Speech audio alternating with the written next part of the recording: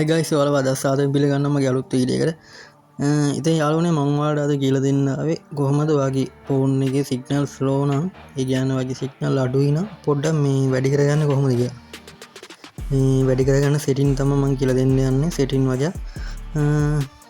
ඉතින් යාළුවනේ අපි වීඩියෝ එකට යමු. ඔයාලා ඉස්සෙල්ලාම මේ ඔයාගේ ෆෝන් එකේ සෙටින් වලට යන්න ඕනේ. ඔයාලා වෙනදී මේ සෙටින් කියලා තියෙන. අන්න ඒ සෙටින් එක ඇතුළට යන්න ඕනේ ඉස්සෙල්ලාම. ඔයාලා ඉස්සෙල්ලාම සෙටින් එකට යන්න. ඊට පස්සේ ඔයාලා උඩම තියෙනවා කනෙක්ෂන් කියලා එකක් පේනවා උඩම තියෙනවා. ඒ කනෙක්ෂන් කියන එක ඇතුළට ගියාට පස්සේ ඔයාලට වෙනවා මෙතන මේ තියෙනවා මොබයිල් නෙට්වර්ක් කියලා තියෙන එක. කනෙක්ෂන් එක ඇතුළට ගියාට පස්සේ මේ මොබයිල් නෙට්වර්ක් කියලා තියෙන මේ එකක් තියෙනවා ඔයාලට පේනවා ඇති. 6 වෙනිට තියෙන එක ඔයාලට පේනවා. ඊට පස්සේ මේ ඔයාලට ඔයාගේ සිම් දෙක මෙහෙම පෙන්නනවා. ඔයා මේ ඔය සිම් දෙකේම ඔතන මේ වැටිලා ඇති ඔටෝ මේ 3G 2G කියලා. ඒ කියන්නේ මේ ඔටෝ නෙමෙයි මේ 3G හරි 2G හරි කියලා තමයි වැටිලා ඇත්තේ. මං මේ කියන්නේ මේ ගොඩක් ෆෝන් වල නම් නැහැ. හැබැයි සමහර ෆෝන් වල එහෙම වැටිලා තියෙන්නේ. එතකොට අට මේ 4GB තියෙන තැනක හිටියත් 4G තියෙන තැනක හිටියත් ඔයාලට පෙන්නන්නේ 3G 2G. ඒක නිසා මේ ඔයාලා මේ දෙක වෙනස් කරගන්න. ඔය ඉස්සෙල්ලාම ඔයාගේ පළවෙනි සිම් එකේ එක දාගන්න ඔය උඩ එකට පේනවා ඇති මේ LTE 3G 2G auto connect කියලා තියෙනවා. අන්න ඒක ඔයා ටච් කරගන්න. ඊට පස්සේ දෙවෙනි සිම් එකෙත් ඒ වගේම කරගන්න. ඔයා ගොඩක් දුරට මේ කියන්නේ ඕකම එනවා ඇති.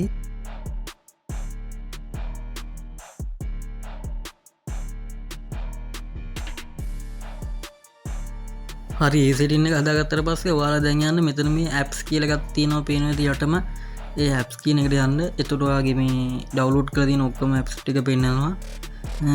ඕකේ ඔයාගේ sim tool ඒ කියන්නේ මේ sim එකට app එකක් එනවා. ඒ කියන්නේ ඔයාගේ sim දෙකටම app දෙකක් තියෙනවා. ඒ app දෙක ඔයාලා හොයාගන්න ඕනේ. මම ඔයාලට පෙන්නන්නම් මේ කොහොමද ඒක තියෙන්නේ කියලා.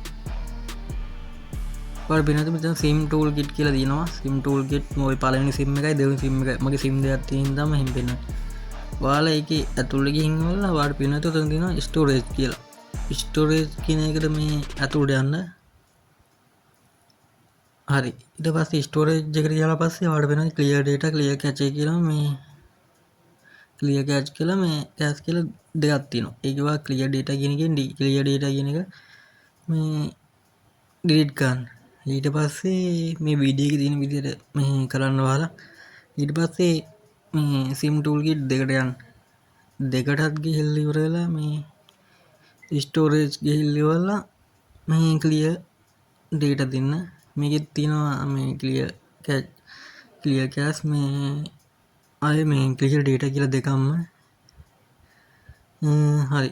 දැන්වා මේ ඔය ක්ලියර් ඩේටා කියන එක දෙන්න. ක්ලියර් ඩේටා කියන එක දීලා ඉවරලා ඩිලීට් දෙන්න. හරි.